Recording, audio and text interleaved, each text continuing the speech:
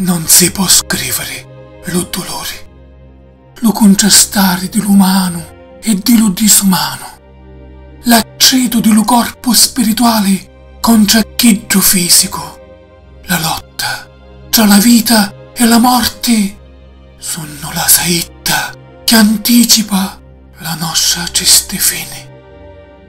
Vacante, allucinazione e ammaraggio n'assaiono.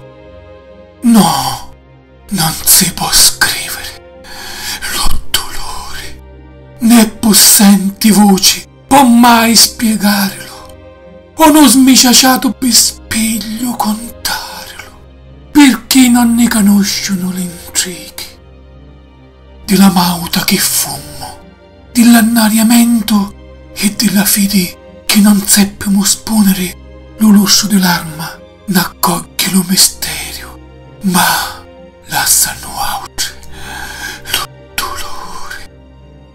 Poesia, astuta la me paraunna e accoglimi dallo silenzio.